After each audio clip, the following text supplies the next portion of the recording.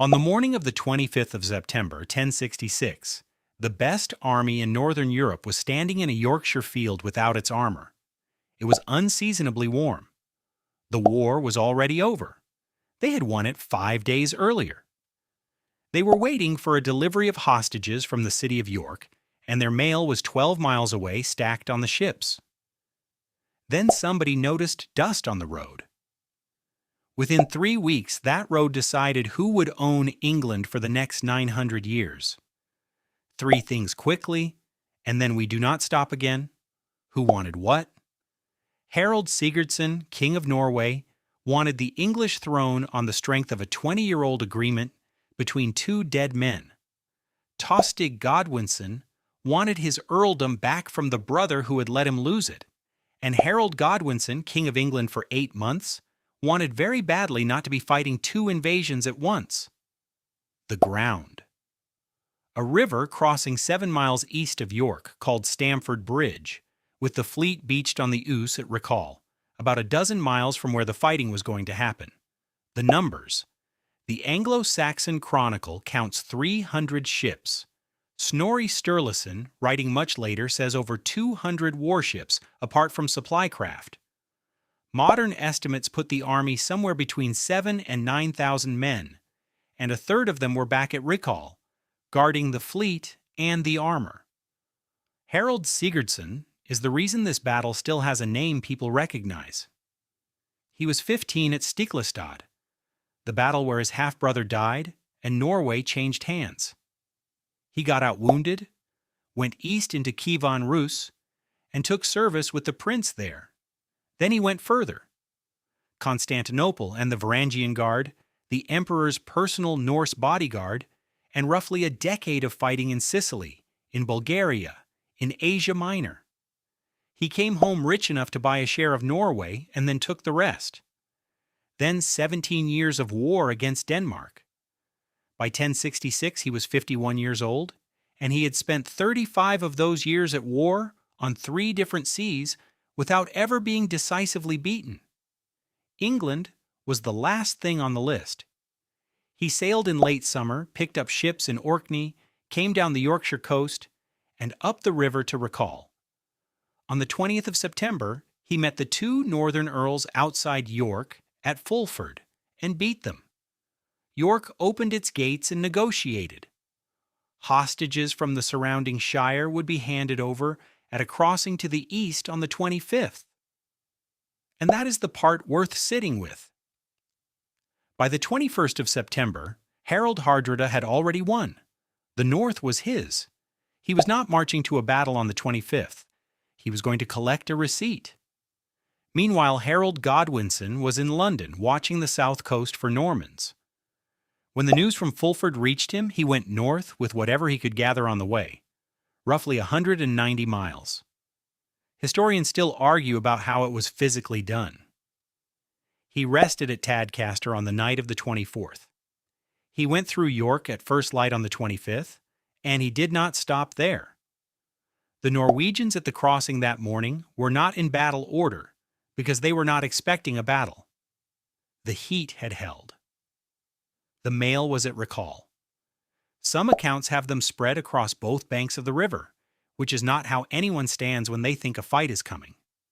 Somewhere in that line, one man saw the dust first. A hostage delivery does not raise dust like that. A hostage delivery does not come with points of light coming off it, which is what metal does at a distance on a bright day. He would have done the arithmetic in about the time it takes to say it. 12 miles to the armor. Riders were already going. And the riders would not be back for hours. Before the lines closed, a small group rode out from the English side. Harald offered his brother his life and his earldom back if he would change sides again. Tostig asked what the King of Norway would be given. Both Henry of Huntingdon and Snorri Sturluson record the answer, and the wording differs between them, so hold it loosely. In effect, about a grave's worth of English ground. Hardrada was a tall man, so he could have a generous one. Tostig said no. He had already changed sides once, and he was standing beside the man he had changed to. And here is where the written record thins out and the story takes over. The English came down to the crossing and found one man standing on it, a Norwegian, enormous, with a two-handed axe alone on the planks, and the whole English army stopped because the bridge was narrow and he was not moving. He held it. Man after man came at him on a walkway, too tight to flank, and he put them down, as many as 40, the story says. Behind him on the far bank, his king was building a shield wall out of nothing. It ended from underneath. An Englishman got into the river, floated down beneath the bridge in a half-barrel, and put a spear up through the gaps in the planks. Now, how much of that is on the record? The crossing is solid. Manuscripts C, D, and E of the Anglo-Saxon Chronicle all name Stamford Bridge, and Henry of Huntingdon describes fighting across it. The axeman is a different kind of claim. He appears in Manuscript C and again in its extended 12th century version, which is to say in a later layer of a text, rather than in the earliest core of it. And modern work on the battle treats the lone defender holding up an entire army as the reported part of that day, not the established part. The detail that gives it away is Snorri. Snorri Sturluson wrote the most Norse-flattering account of Stamford Bridge that exists, 165 years afterward, in a tradition that loved exactly this kind of man. He does not build the day around him. And yet the story is not doing nothing. Something delayed the English at that crossing. There is a gap in the timing, long enough for a surprised, unarmored army to get itself into a shield wall on the far bank. And the sober version of the battle needs that gap explained just as much as the legend does. The legend gives it a face. That is usually why legends survive. Not because people are gullible, but because a story remembers the shape of a thing long after the details are gone. When the English did get across, the fighting was long, and it was one-sided in a way that had nothing to do with courage. A shield wall is a machine for absorbing blows. Half of Hardrada's machine had been left 12 miles away in a pile. Then, late in the day, the reserve arrived. Eystein Orr had brought the men up from Rickall at a run, in armor, in the heat.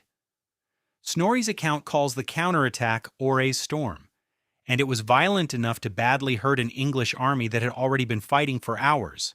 It could not break them. They had run 12 miles to get there. When Orre went down, the Norwegian line came apart. Hardrada was killed by an arrow to the throat by the accounts we have, which is the honest way to put it. Tostig was killed as well. Two claims to the English throne ended in the same field within about an hour of each other. The best single number in this story comes from the Anglo-Saxon Chronicle. The survivors needed 24 ships to go home. 300 had come. One qualifier because it matters. Part of that fleet had never left Rickall and never fought, so it is not a clean casualty ratio. It is still a devastating one. Harald gave quarter. He let Hardrada's son Olaf, the bishop, and the Earl of Orkney sail away on oaths. Then he turned his army around. 3 days later, on the 28th of September, the Normans landed on the south coast. Harald's men had marched 190 miles north and fought the largest battle of their lives. Now they walked back. 19 days after Stamford Bridge, on the 14th of October, Harald Godwinson was defeated and killed at Hastings. The Viking Age is usually said to end here, and that is roughly fair. No Scandinavian king ever came for England on that scale again, but it did not end at a wall, or a siege, or a last stand. It ended in a field on a warm afternoon, 12 miles from a pile of chainmail, because the war was already over.